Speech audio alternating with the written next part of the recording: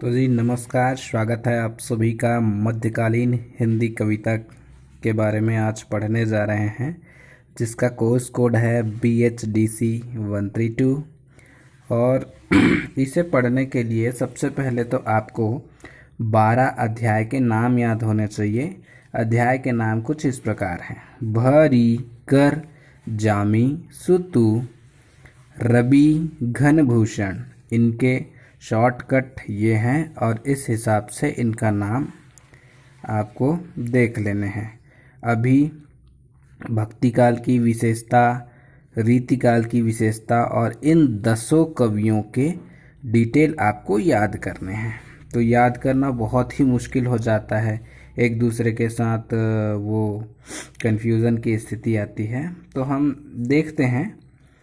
आचार्य रामचंद्र शुक्ल जी द्वारा रचित हिंदी साहित्य के इतिहास ही सर्वाधिक मान्य है। इनके अनुसार हिंदी साहित्य के इतिहास को 4 भागों में बांटा गया है। अब देखिए इन भागों को।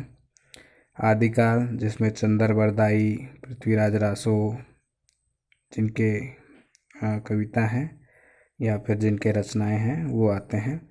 फिर आता है हमको इस अध्याय में बेसिकली भक्ति काल पढ़ने हैं, जिसके 2 भाग हैं और उन दोनों भागों के भी 2 भाग हैं: राम मार्गी, कृष्ण मार्गी, ज्ञान मार्गी, प्रेम मार्गी।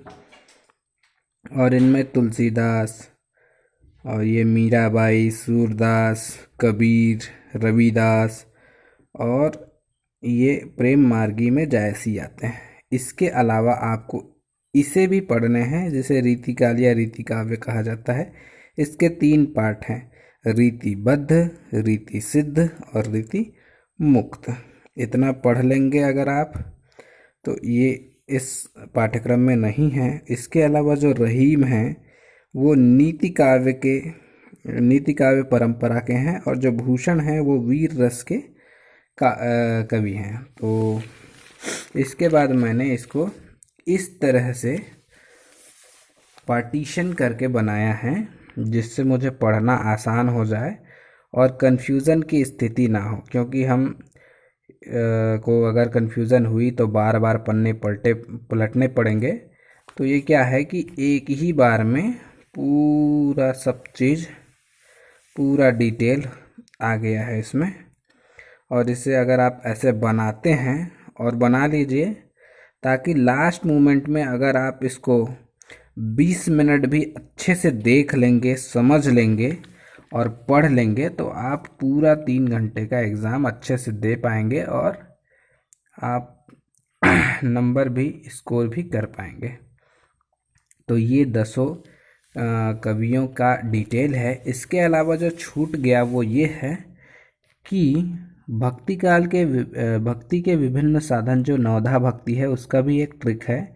SKSP नाना दस्सा, तो ये उनका 9 नाम है। उसके अलावा आपको 4 विशेषताएं भक्ति काल या भक्ति काव्य की, रीति काल या रीति काव्य की, निर्गुण और सगुण की, इन दोनों में अंतर भी आ सकता है। इसके अलावा 2 और कवि आप याद कर लीजिए, चिंतामणि और भिखारीदास। वैसे चिंतामणि और मतीराम जो है वो भूषण के भाई थे। तो आपको एग्ज़ाम की बहुत बहुत शुभकामनाएं। और एक्चुअल में क्या है कि मैं वीडियो पूरा कंप्लीट बना नहीं पाया, इसके लिए क्षमा चाहता हूँ। थंबनेल में आपको बड़ा बड़ा फेकोलॉजी टाइप दिखा होगा और उस हिसाब से ये वीडियो नहीं है, उसके लिए क्षमा प्रार्थी हूँ। बट आप एग्ज़ाम की तैयारी ऐसे करेंगे तो डेफिनेटली आपको बहुत अच्छे मार्क्स आएंगे ज़रूर। तो अगर वीडियो पसंद आई हो तो प्लीज़ लाइक करें, सब्सक्राइब करें। धन्यवाद।